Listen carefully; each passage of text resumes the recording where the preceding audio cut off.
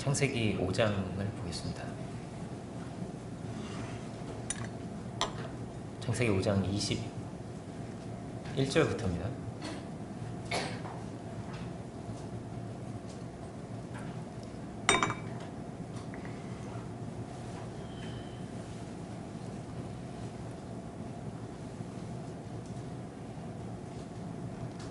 오 장 21절부터 24절까지를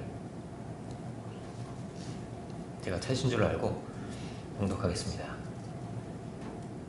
에녹은 65세에 무드셀라를 낳았고 무드셀라를 낳은 후 300년을 하나님과 동행하며 자녀를 낳았으며 그가 365세를 향수하였더라. 에녹이 하나님과 동행하더니 하나님이 그를 데려가심으로 세상에 있지 아니하였더라. 여기까지 보겠습니다. 오늘 말씀의 제목은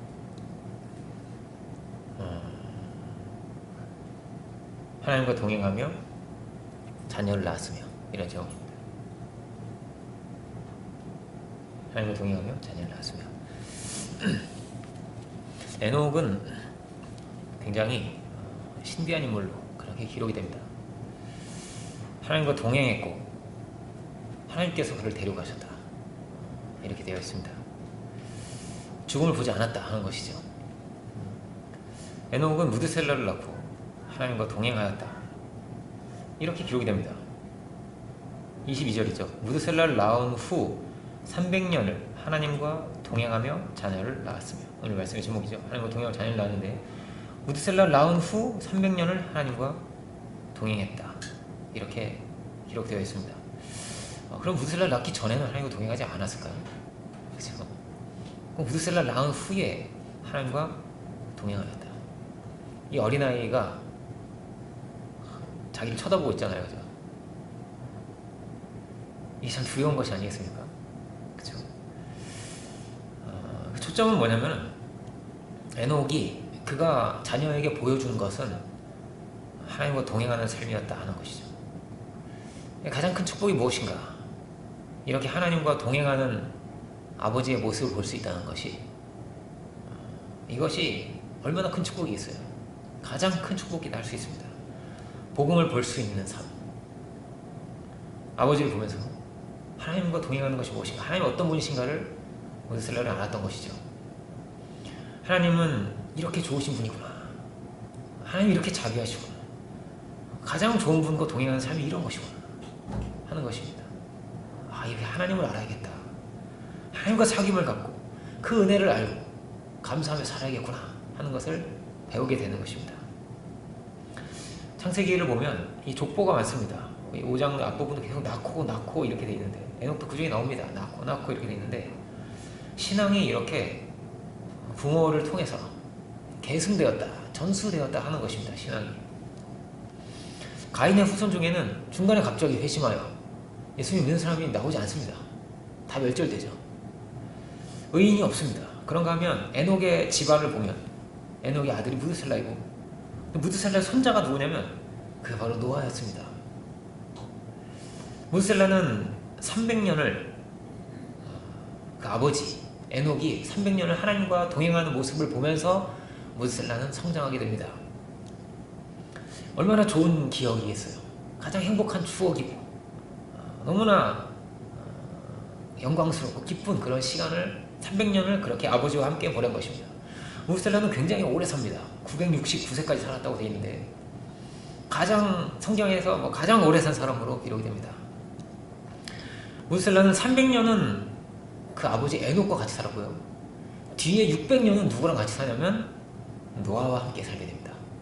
그래서 무드셀라는 두 의인과 함께 산 사람입니다. 한 명은 에녹이고 한 명은 노아였습니다. 아버지가 에녹이고 손자가 노아입니다. 그렇게 같이 살았던 것입니다. 두 의인이죠. 무드셀라는 이제 노아의 할아버지인데요. 노아는 할아버지인 이 무드셀라에게 계속 들었던 말씀이 뭘까요? 계속 듣는 말씀이 뭐냐면 하나님과 동행하는 사람의 이야기입니다. 에녹의 이야기를 자기는 보지 못했지만 계속 들으면서 자라는 것입니다. 오래오래 들었을 것입니다. 600년이니까요. 노아는 이렇게 죄악된 시대 가운데 태어났습니다. 다 하나님을 버리고 다 신앙을 저버리고 다 썩어져고 부패해가는 그런 세대 가운데 노아가 태어나게 되는데, 그가 하나님과 동행할 수 있었던 것은 하나님과 동행하는 그 에녹의 이야기를 계속 듣는 겁니다. 할아버지인 무드셀라를 통해서 듣고 또 듣는 것입니다. 믿음은 그렇게 이어지는 것이죠. 좋은 아버지, 좋은 손자, 무드셀라는 굉장히 행복했을 것 같아요. 그죠? 왜 969세를 살았는데 얼마나 행복했을까, 이런 생각을 해보게 됩니다. 창세기가 다 그런 내용입니다. 아브라함의 하나님, 이삭의 하나님, 야곱의 하나님으로, 요셉의 하나님으로 이렇게 이어집니다. 그 아버지의 이야기, 할아버지의 그 이야기를 이렇게 듣는 것이죠. 이렇게 믿음의 계대가 이렇게 이어지고 이렇게 영화롭게 되었다 하는 내용이 이 창세기의 이야기입니다. 믿음은 이렇게 전수됐다는 것이죠. 아브라함과 같이 믿음의 조상이 되는 이가 반드시 있는 것입니다. 할아버지에게 배우는 것, 조부모에게 배우는 것을, 할아버지 할머니에게 배우는 것을 격대 교육이라고 합니다. 격은 이 간격이 있다는 뜻입니다. 간격을 둔 대죠. 격대 교육입니다. 그런데 이게 아버지에게 배울 수 있는 것이 굉장히 많이 있지만 할아버지 할머니, 조부모에게 배우는 것이 굉장히 많다는 것입니다. 여러분, 노인이 되면 어떨까요? 노인이 되면 굉장히 감성적이 됩니다. 그 마음이 따뜻해지죠. 드라마를 보면서 눈물을 흘리시기도 하고 그렇습니다. 특히 노인분들 중에서 그런 분들이 많습니다. 대개 이제 교회에 할머니 할아버지들이 많이 있잖아요. 그런데 1부 예배에 분명히 들으셨는데 2부 예배를 또 들으세요. 그리고 3부 예배를 또 들으시고 4부 예배를 또 들으십니다. 아니, 거의 비슷한 설교인데, 아니 그걸 똑같은 걸 이렇게 또 들으시면서도 근데 똑같이 또 은혜를 받으세요. 아까도 웃었는데 또 웃으시고, 이게 너무 은혜가 되고 재밌는 거예요. 또 재밌고 또 재밌는 겁니다. 굉장히 감성적이 되시기도 하시고 기억력이 좀 떨어지시고 똑같이 또 재밌는 거예요. 또 은혜를 또 받으시는 겁니다. 그런데 이게 교육에서는 굉장히 효과적이라는 것이죠. 왜냐면 할머니 할아버지들은 같은 얘기를 계속 반복해서 다시 하라고 또 얘기해주고 그렇습니다. 자녀들에게. 어떤 목사님이 그랬다고 합니다. 어떤 목사님이 할머니 할아버지가, 특히 이제 할머님이 이 얘기를 맨날 하셨다는 거예요. 어떤 얘기냐면, 누구야, 절대로 불신자하고 결혼하면 안 된다. 예. 마르고 닳도록 하시는 겁니다. 하나님이 부르셔야지 믿는 거지, 네가 믿을 거라고 생각할 수 없는 것이다. 하나님이 부르셔야지 신앙을 갖게 되는 거다. 이거를 계속 얼마나 많이 들었는데, 귀에 못이 박히게 들은 거예요. 그러니까 자동적으로 그렇게 된대요. 자꾸 하시는 말씀은 뭐냐면, 쳐다보지도 말라고. 무슨 선악과예요, 선악과. 쳐다보지도 말아라. 젊은 남녀는 몇 번만 만나도 금방 정이 들고 금방 좋아지는 거니까, 너 그 좋아지면 어떡하냐는 거예요. 그래서 만나지도 말고 쳐다보지도 말고 그래야 된다고. 그러니까 나 가까이도 하면 안 되는구나, 그렇게 살았어요, 이 목사님이. 근데 이게 귀에 못이 박히는데, 이게 자기는 이게 너무 좋았다는 겁니다. 그렇구나라는 거를 어릴 때부터 한 번 들으면 잊어버려요. 근데 애들은 또 어떠냐면, 한 번 하면 꼭 까먹습니다. 이거 계속 얘기를 해줘야 돼요. 또 얘기해줘, 또 얘기해줘야 해야지, 할머니처럼 얘기해줘야지. 까먹거든요, 얘네들이. 노아는 에녹 이야기를 몇 번 들었을까요? 600년 동안 아마 600번? 한 6000번 아마 들었을 거예요. 우리 아버지 에녹이라는 분이 계셨는데, 이러면서 계속 그 얘기를 들었을 것입니다. 요즘에 그 연구에 의하면 그 조부모와 함께 자란 아이들이 사회성도 좋고 교육성도 좋고 학업 성취도가 높고 건강 상태도 좋다고 합니다. 건강 상태가 좋을 수밖에 없죠. 계속 먹이거든요. 또 먹이고 또 먹이고. 저희 아이들이 주말에 잠깐 갔다 오는데도, 갔다 오면 벌써 살이 쪄서 와요, 이렇게. 잠깐 사이에 얼굴이 막 기름이 막 줄줄. 우리는 살 빼고 이제 살찌우고 거의 그런 것 같아요. 그럴 정도로 아이들이 잘 먹는 게 그렇게 좋대요. 할머니 할아버지 막 너무너무 행복하시고, 어떻게 이렇게 예쁜지 모르겠다 하시면서 또 먹이시고 또 먹이시는 거예요. 되게 이제 조부모와 부모의 교육의 차이는 이런 게 있습니다. 부모는 사실 굉장히 엄격합니다. 이건 이래야지, 이건 이래야 되는 거지, 점수가 이게 뭐니, 이렇게 됩니다. 그런데 조부모는 되게 어떠냐면, 이 엄격한 게 확 이렇게 엄청나게 무뎌집니다. 엄청나게 부드러워지죠. 부모는 아직 우리가 젊잖아요. 우리 부모 세대라는 거 그랬어요. 아직 젊고 혈기도 왕성하고 경험도 별로 없기 때문에 감정의 기복도 굉장히 큽니다. 화도 되게 잘 나기도 하고요. 조부모는 부드럽습니다. 격하지가 않고요. 부드럽습니다. 이렇게 부드럽고요. 근데 분명히 부모님일 때는 굉장히 엄격했던 분도 그분도 할머니 할아버지가 되면 굉장히 부드러워집니다. 저희 부모님도 그랬습니다. 무서운 어머니였는데 우리 아이들을 뭐 너무 부드러운 거예요. 너무 나를 키울 때는 저렇게 부드럽지 않으셨는데 이렇게 생각을 해보게 되는 것입니다. 부모는 점수에 굉장히 민감하거든요. 막 저희 선이가 공부를 좀 못할 때가 있었어요. 지금은 썩 잘합니다만 점수에 막 이게 점수가 당장 점수가 우리는 마음이 너무 쓰이는데 할머님은 이제 점수에 별로 민감하지 않습니다. 우리 선이는 잘할 거라는 거예요. 지금 잠깐 이렇지만 얘가 금방 잘할래요. 금방 쫓아가는 이렇게 늘 그렇게 얘기를 하세요. 우리는 막 속이 상하고 당장 좀 심판을 하거나 어떻게 좀 빨리 변화를 줘가지고 빨리 점수를 어떻게 끌어올리거나 이 생각이 되게 많은데 조부모들은 천천히 계획을 생각을 합니다. 바둑을 이렇게 천천히 하나하나 두듯이 그렇게 과정을 보는 거죠. 과정을. 빌 게이츠도 그렇게 말합니다. 할머니가 자기를 이렇게 훌륭한 사람이 되게 했다. 클린턴도 이렇게 말합니다. 할머니 할아버지가 나를 이렇게 큰 사람이 되게 했다. 막 연설을 다니잖아요. 그렇게 말을 하는 것입니다. 이분들이 이 조부모 분들이 초등학교밖에 안 나온 분들입니다. 그런데 이분들에게 너무나 많은 가르침을 받은 거예요. 평생에 살아갈 수 있는 힘과 가르침을 조부모들에게 받은 것입니다. 근데 막 너무 이렇게 부드럽고 이러다 보니까 우리가 볼 때, 부모들이 볼 때는 답답해요. 답답하고 왜 이렇게 오냐오냐 해주실까? 이런 마음도 막 들고 버릇이 없어진다고 하죠. 그런 얘기를 하죠. 그렇죠? 근데 왜 이런 이야기를 하냐면 제가 사실 이런 얘기 잘 하지 않습니다. 설교할 때는 혼적인 이야기죠. 그런데 예수님으로 와서 봤으면 좋겠습니다. 예수님은 어떻게 우리를 대하셨을까? 예수님은 어떻게 제자들을 대하셨을까? 예수님은 제가 볼 땐 그렇습니다. 훨씬 조부모 같은 마음입니다. 예수님은 그런 마음으로 우리를 대하신 것입니다. 예수님의 공생애를 보면 3년에서 3년 반 정도로 보는데 예수님의 그 마지막 자리는 십자가 있죠. 십자가는 죽고 다시 사는 자리입니다. 죽고 다시 사는 자리. 사도 바울이 이 부활의 주님을 만나고 십자가를 알게 되면서 죽고 다시 일시의 변화가 일어납니다. 단숨의 변화가 일어나죠. 극적인 자리입니다. 그런데 우리가 이 극적인 자리 외에도 생각할 게 있습니다. 그게 뭐냐면 이 3년 반 동안의 기간이죠. 예수님은 이 공생의 3년을 그 제자들을 데리고 다니시면서 그야말로 참으셨습니다. 참고 또 참으셨습니다. 이해하고 품으시고 하나하나를 다시 가르쳐주시고 설명해 주시고 우리가 이 성경을 읽으면 답답해요. 이렇게 답답할 수가 없어. 답답한데 예수님은 그렇게 부드러울 수가 없는 것입니다. 말할 수 없이 부드러운 그 마음으로 제자들을 그렇게 품으시고 이해하신 거죠.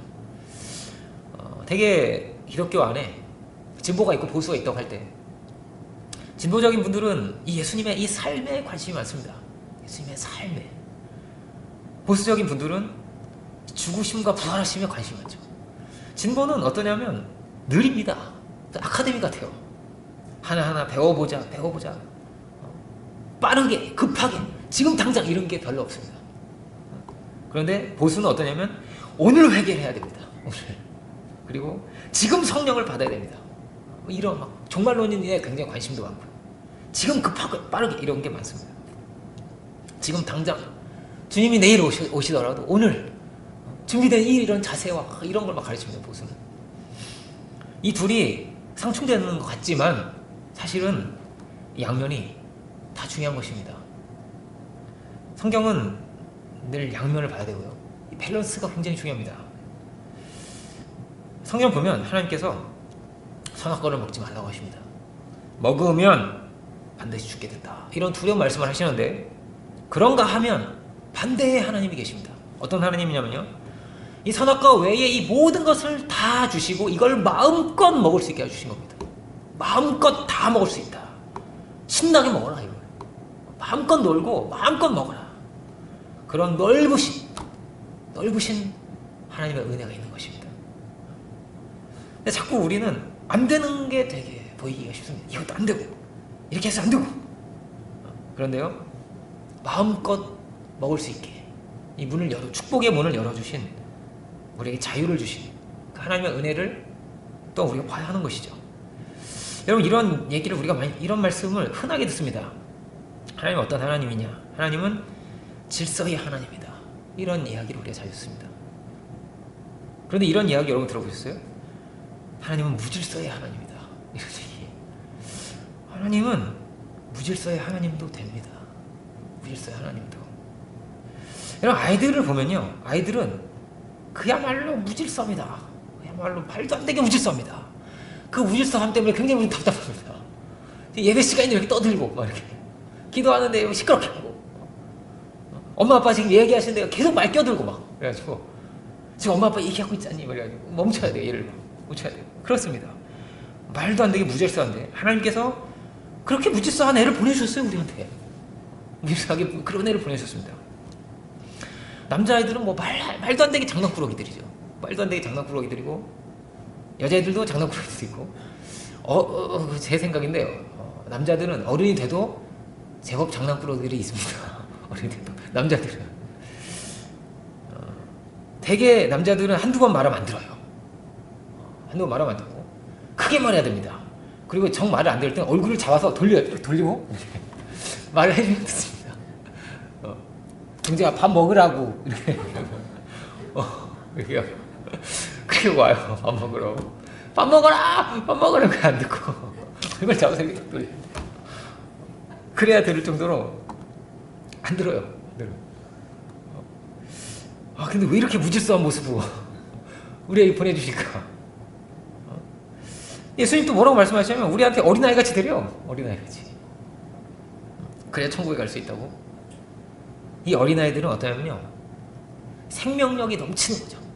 생명력이 넘치고 생각도 창의력이 넘치고, 늘 노래도 자기가 지어서 불러요.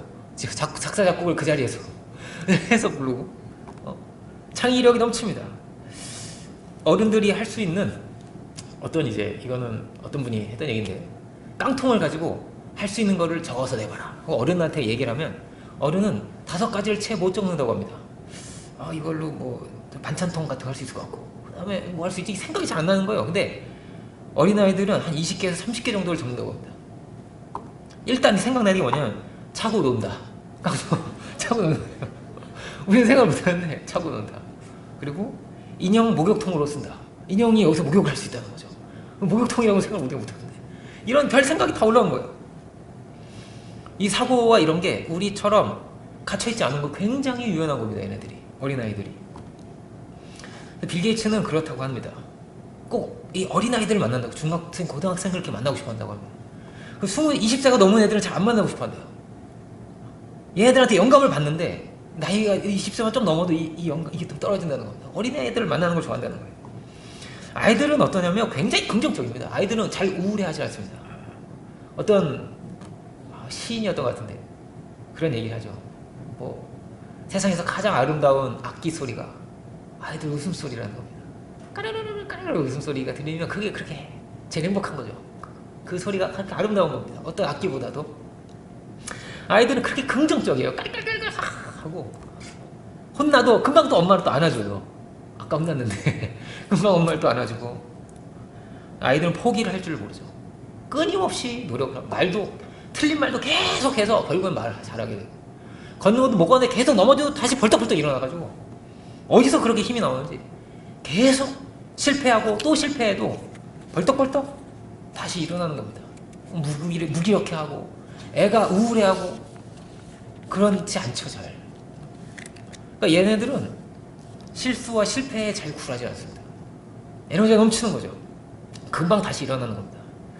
제가 전에도 한번 말씀드린 적이 있는 것 같은데, 우리 아이들이 그 겨울왕국이라는 그 만화 영화가 있는데, 그 만화 영화의 주제곡이 영어로 돼 있어요. 레디꼬라는 유명한 노래입니다. 근데 얘네들이 레디꼬를 부르는데, 첫째부터 넷째까지 다 부르는데 레디꼬만 영어예요. 그리고 그 다음에는 다 틀려. 뭐 이렇게 영어를 흉내낸 영어가 아니에요. 영어 아닌 영어를 막 목소리 막 기대를 세우면서 막 불러요. 그냥 한국말로 된 걸 부르지 영어를 부르고 싶나 봐요. 그래서 막 그 틀린 영어를 계속 부릅니다. 계속 또 부르고 또 부르고. 어른이 이걸 절대 못합니다. 창피하기 때문에. 창피는 못하는데 얘네는 틀린 거를 굉장히 용감하게 그걸 계속 부를 수 있는, 야, 이건 엄청난 에너지입니다. 엄청난 힘이 나오는 겁니다. 그러니까 우리는 당장 뭐냐면, 야, 이거 틀렸어, 내가 발음 다 적어줄까? 뭐 이런 마음이 막 들어요. 어른들은 이런 마음이 드는데 조부모는 그렇지 않습니다. 야, 너 영어 잘하겠다. 박수를 쳐요. 그걸 들으면서 박수를 쳐줍니다. 조부모는 마음이 막 기쁜 마음으로 박수를 쳐주는 거죠. 이건 과정이라는 거를 너무나 잘 알고 있는 겁니다. 성경을 보면 어떤 이들이 문제가 되었나?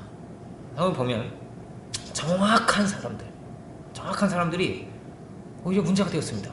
아주 율법적으로 정확하게 세워서 분명한 기준을 가지고 그것을 매일 달성하면서 일주일에 2번은 반드시 금식을 해야 되고 하루에 3번은 반드시 기도를 해야 되고, 이 사람들은 정말 시계같이 움직이는 사람들입니다.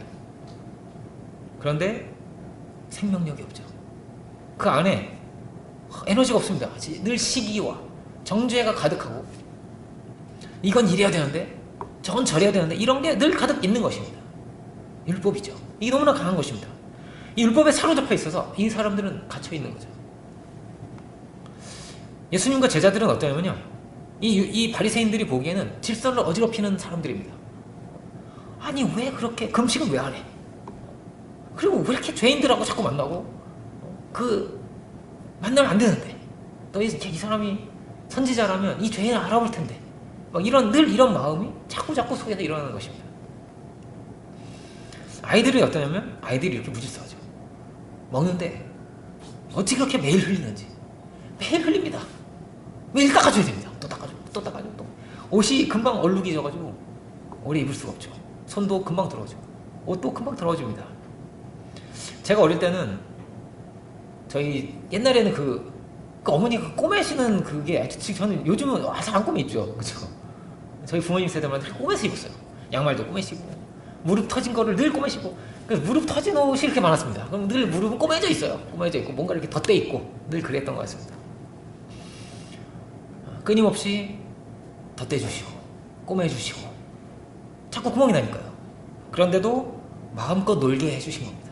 마음껏 놀아라. 흘리면 또 닦아줄게. 터지면 내가 또 꼬매줄게. 이런 넓은 마음으로 우리를 길러주신 것 같아요. 그죠? 하나님이 어떤 분인가, 우리가 이것을 생각해보게 됩니다. 하나님은 이렇게 엄청나게 넓으신 분입니다. 넓고 크신 분입니다. 야, 너 이거 왜 이렇게 흘렸어? 이거 왜 묻혔어? 하나님께서 늘 우리를 이렇게 대하신다면 우리가 살 수가 없죠. 살 수 없는 것입니다.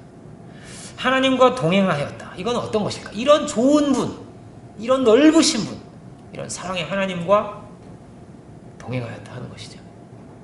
이렇게 말할 수 없이 온유하신 분. 예수님을 보면 하나님이 어떠신 분인지를 알 수가 있잖아요.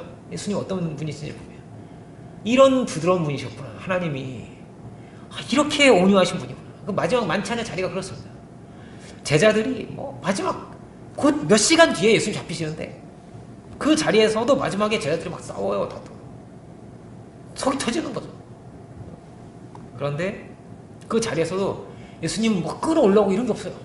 한 명 한 명을 불러서 그의 발을 씻어주십니다. 아이고, 이놈들아, 이럴 것 같은데, 저 같으면 지금 내가 몇 시간 뒤에 이렇게 됐는데, 이럴 것 같은데, 여기서도 막 싸우고 있으니까요. 그런데 그 따뜻한 마음으로 그 제자들 한 사람 한 사람을 씻어주신 거죠. 한 번은 제가 은사 목사님이 계신데, 그분을 이렇게 만나고 싶어가지고 이렇게 찾아갔어요. 제자들이 이렇게 찾아가서 뵀습니다. 근데 거기에 주부도 와 있었어요. 아기를 데리고 와 있었는데, 상담도 하고 이런저런 이야기도 가르침도 받고 듣고 이렇게 문답도 하고 이런 자리였습니다. 그런 자리였는데, 그 이제 아기를 데리고 왔는데 이 아기가 자꾸 종이를 찢는 거예요. 찢어가지고 막 우리 막 얘기하고 있는데 찍찍 찢어가지고 또 막 어지럽히는 거예요, 얘가. 그러니까 아이고 얘가 왜 이래 이러면서 엄마가 달려가지고 이렇게 막, 아니 이거 이렇게 하면 어떡해 막 이렇게 하니까, 아니 그렇게 아이를 그렇게 대하면 안 된다는 거예요. 오셔가지고, 야, 그럴 때는 이렇게 같이 찢으면서 놀아야지. 야, 찢어봐. 야, 잘 찢어지지. 막 찢으면서 노시는 거야 같이. 그래가지고 이런 거구나. 그 마음이 굉장히 따뜻해지는 거예요 이게. 아니 회의를 하는데 막 어린애를 데리고 가지고 이렇게 어지럽히면 어떻게, 이런 게 아니고 이런 게 있구나 라는 거를 굉장히 생각해보게 된 겁니다. 바로 이제 주위에 둘러보는 사람들은 저거 저러면 안 될 거야 이런 마음이 막 금방 들었는데 아니었던 거죠. 여러분 그런 것을 본 적이 있을 것입니다. 신앙이 좋은 분의 자녀들이 신앙이 되게 안 좋은 경우가 있습니다. 목사님 자제분인데 비행하는 애들이 굉장히 많다는 걸 여러분 알고 있는지 모르겠습니다. 오토바이 막 좋아하고, 저희 교회에도 그런 친구가 있었습니다. 목사님이 아버지인데 이걸 오토바이를 그렇게 좋아하는 거예요. 새벽까지 막 이거 타고 이런 걸 좋아하는 친구였습니다. 그런 것도 본 적 있을 것입니다. 옛날에는 이제 어른들, 우리 세대는 아니죠. 훈장님 아들, 그 뼈대 있는 집안의 아들인데 노름꾼, 남봉꾼. 이상하게 저런 집안에선 저런 애가 안 나올 것 같은데 그런 애가 나와요. 왜 그럴까요? 질서가요 너무 강한 겁니다. 질서 이러는 거예요. 제가 한 번은 어떤 분에게 이야기를 듣는데, 그분은 아니고 그분 사돈분이 그렇다는 거예요. 그 집안은 뼈다가 있다는 거예요. 아이들이 와도 절대 대문 앞에 나오지 않는데요. 어른이기 때문에. 대문 앞에 달려가지고 우리 아들 왔냐고, 애기 왔냐고 안아주잖아요, 할머니 할아버지가. 그런데 그렇게 하지 않고 얘가 안방까지 들어가야 됩니다, 반드시. 거기에서 맞아줘요. 왔냐 이렇게 안아주는 거예요. 이 엄청난 거리가 있죠, 거리가. 그죠?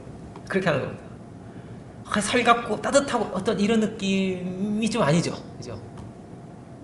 질서가 너무 강한 겁니다. 이렇게 질서. 옛날에 목사님들이 이런 분들이 많았습니다. 질서가 굉장히 강한 거죠.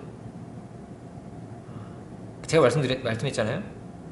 하나님은 무질서의 하나님도 되신다고. 축구를 하는데 질서가 물론 굉장히 중요한 거예요. 질서가 좀 중요한데 치우쳐서 안 됩니다. 옛날에 이런 분들이 많았다고 합니다. 목사님이 축구를 하러 오시는데 정장을 입고 오세요. 정장을 입고 와가지고, 아니 왜 정장을 입고 오지? 내 옷을 벗습니다. 하나씩. 속에 축구복이 있어요. 나는 목사이기 때문에 반바지를 입고 올 수 없다는 거죠. 지금 막 축구를 하면 땀이 뻘뻘 나잖아요. 다 젖어요. 젖으면 다시 그 위에 정장을 입습니다. 나는 목사이기 때문에 반바지 입고 돌아다닐 수 없다는 거예요.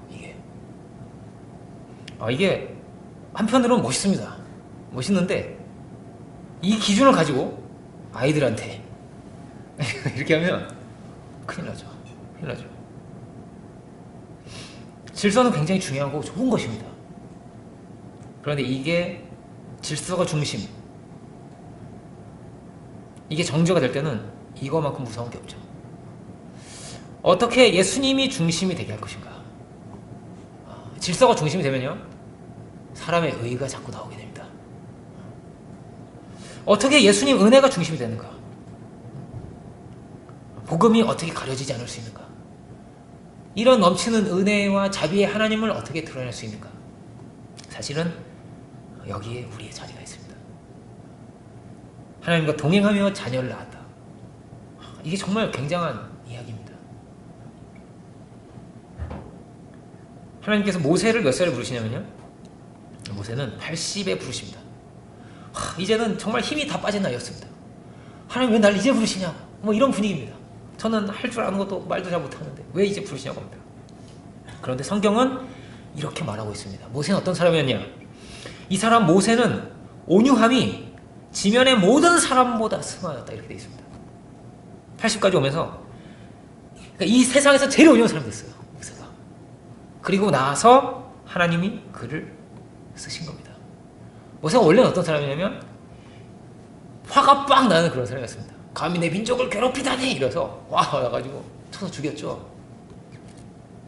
그런데 이제는 가장 온유한 사람이 되어서 하나님 쓸 수 있는 사람이 되었습니다.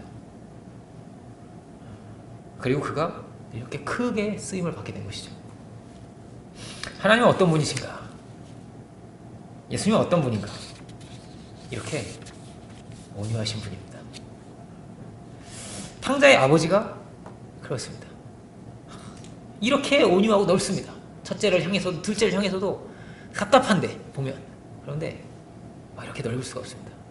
위신도 없고 체면도 따지지 않고 달려 나오는 거예요. 아버지가 달려 나와서 그를 끌어안는 것입니다. 목을 어금막 우는 것입니다. 그 사랑으로 우리를 향해서 달려오시는 하나님은 이런 분이다를 예수님께서 이 땅에 오셔서 우리에게 가르쳐 주신 것입니다. 사도 바울이 말합니다. 하나님이 유대인의 하나님만 되시느냐? 아니라는 것입니다. 하나님은 이방인의 하나님도 되신다. 죄인의 하나님도 되신다. 사실 이게 유대인들에게는 정말 충격적인 이야기입니다. 이들은 다 지옥 갈 거라고 생각하거든요. 이런 야만적인 이방인 질서도 없어요. 무질서한 그야말로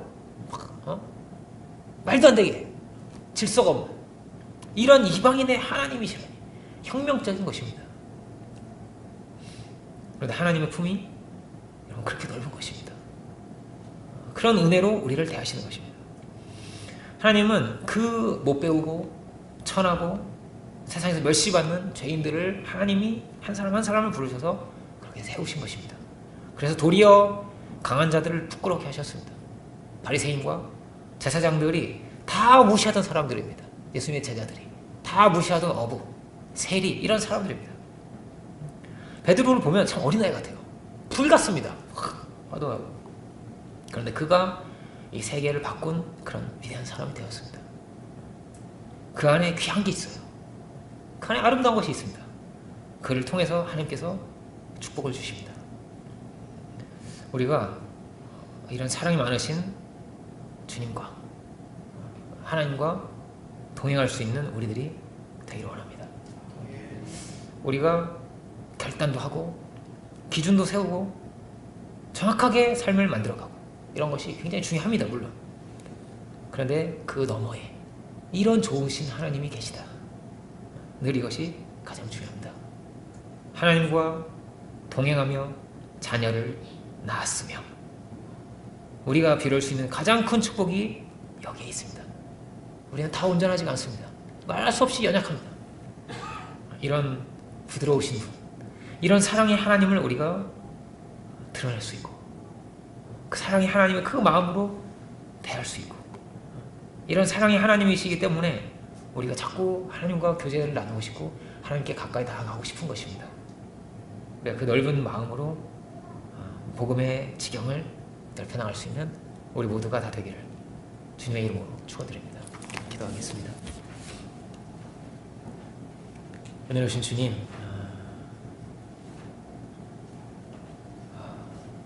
참으로 그 크신 은혜와 사랑으로 온유하심으로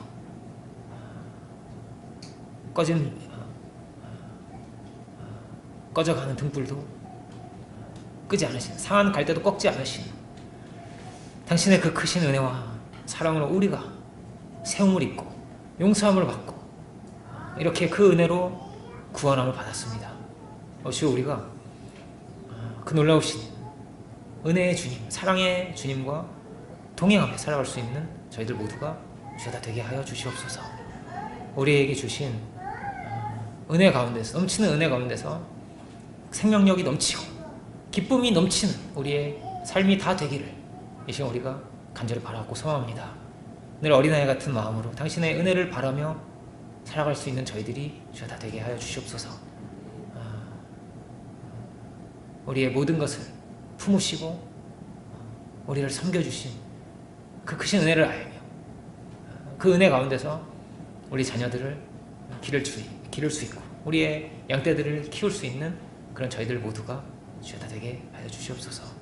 이 시간 크신 은혜를 감사드리고 모든 영광을 주님께 올려드리기를 원하옵니다. 예수 그리스도의 이름으로 기도드립니다.